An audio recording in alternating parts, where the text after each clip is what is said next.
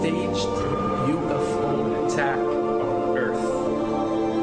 We have been preconditioned by all the media for the past couple of decades to slowly but surely start accepting the existence of aliens and UFOs.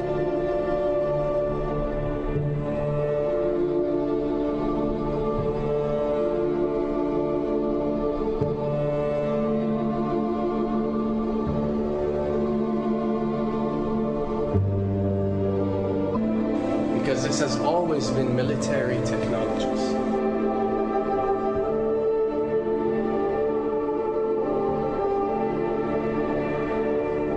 Another thing I'd like to point out is surveys and questionnaires.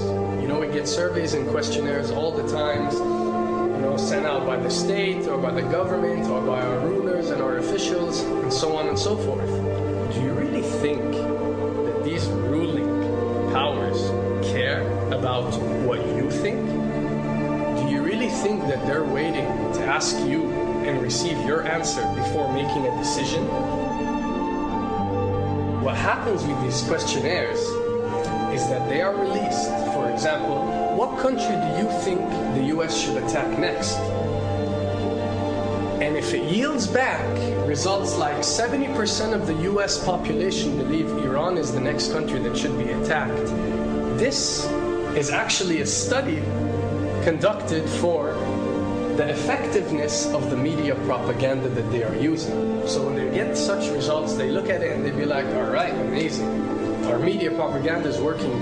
We are purposely trying to manipulate people to think that Iran should be the next one. And check out the survey results. We're doing a great job in propaganda. It confirms the success and the plans that are taking place to first manipulate you to believe in UFOs, and second, to conduct a UFO attack that is going to force the whole world to unite to fight off this enemy and accept the New World Order.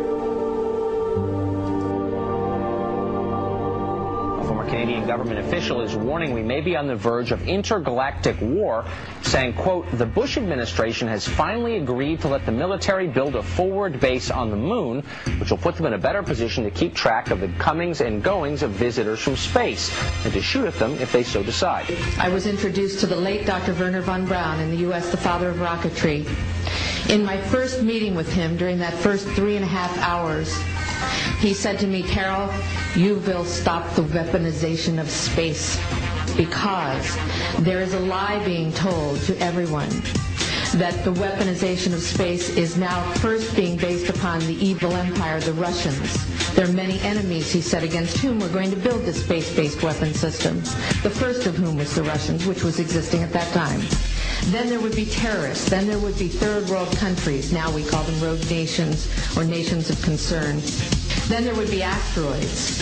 And then he would repeat to me over and over, and the last card, the last card, the last card would be the extraterrestrial threat. As a military strategist, as a person who worked on the MX missile, which I did later, he said, you will find that there is going to be a spin to find some enemy against whom we have to build space-based weapons, and now we should expect the spin.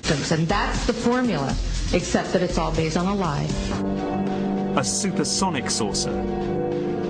Called the Silver Bug, it was truly revolutionary. The plans show in detail a multi-jet engine craft that boasted amazing maneuverability and speed. It's an intriguing thought that this concept may tie in with the work of the German scientists who brought saucer technology to the US at the close of the Second World War. What was needed were certain cover stories. What do you do when people are spotting aircraft and then telling reporters that they've seen something very unusual flying out of an airbase in Nevada?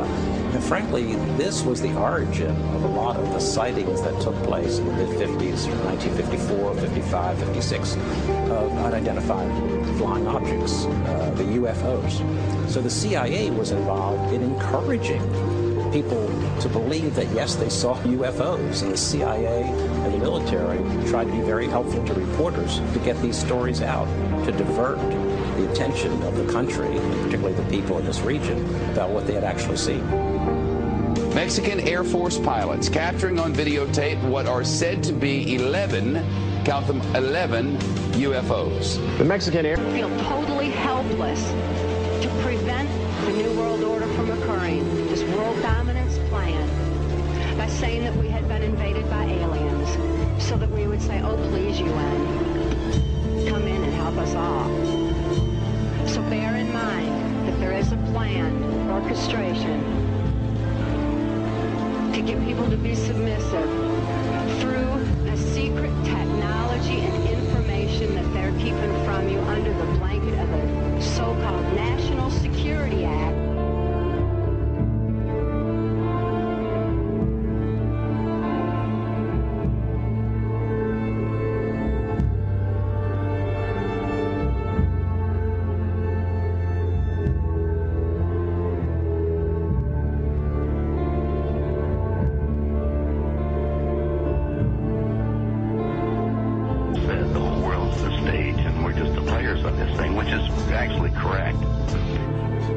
Perhaps we need some outside universal threat to make us recognize this common bound. I occasionally think how quickly our differences worldwide would vanish if we were facing an alien threat from outside this world.